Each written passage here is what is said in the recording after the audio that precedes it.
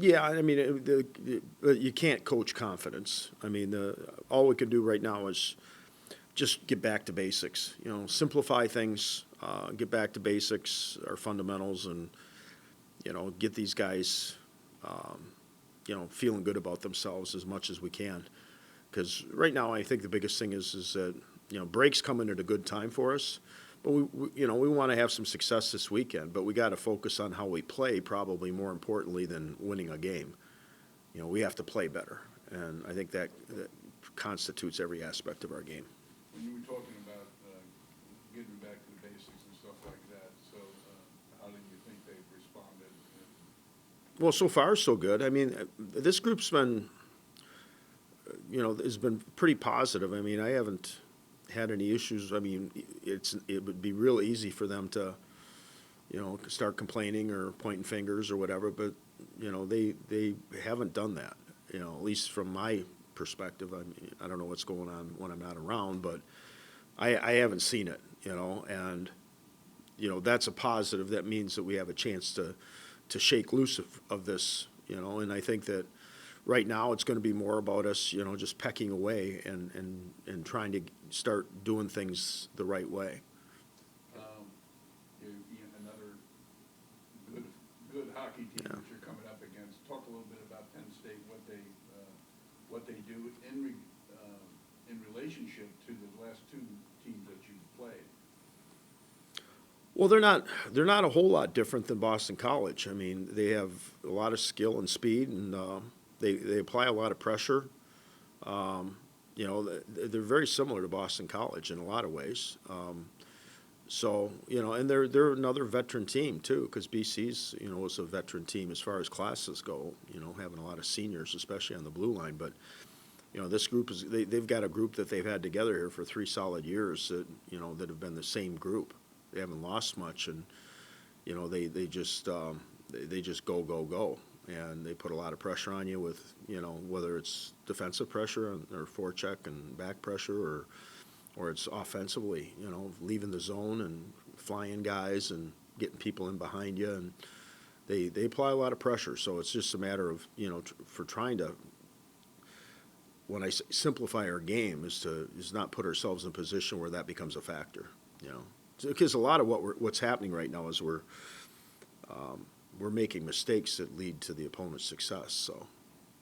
What about your 3 sophomores who've got a chance with the junior team? Talk a little bit about them, how they've.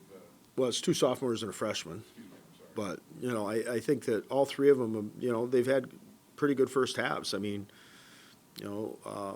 certainly Janicki as a freshman's come in here and he's given us a little bit more oomph offensively. Plus he plays a hard, gritty game. I think Pavanka's quite a bit ahead of where he was a year ago this time offensively. But I think I think both of those 2 guys will probably and potentially all 3 of them could be depth players for that team.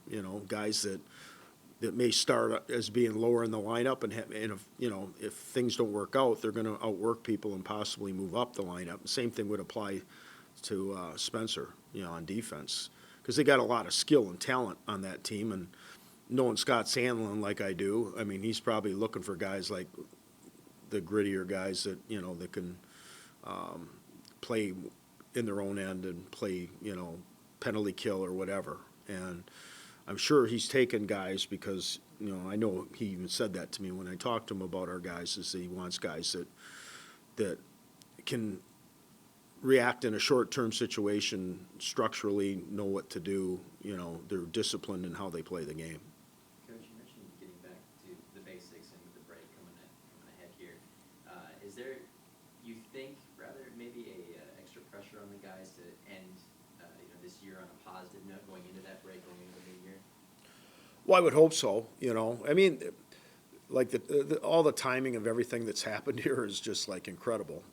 First of all, the level of opponents is one thing, but now it's you're also in the real grindy time academically. This is as hard as it gets from an academic perspective. Guys have got papers and projects, and they're preparing for final exams. So it's like everything that possibly could happen to us is happening to us. I mean, it's happened on the ice, off the ice, and that can't be an excuse, though. I mean, we've been through this before. A lot of guys have been through this whole situation before, not the type of grinding schedule we've had, but I mean, we've been through this before. So hopefully our guys, it's nice to not have to get on a bus or a plane this week. That's probably the most important thing. So, but, you know, I just want to see our guys have some success by just simplifying their game and not, you know, not getting away from what we do because of the pressure of winning.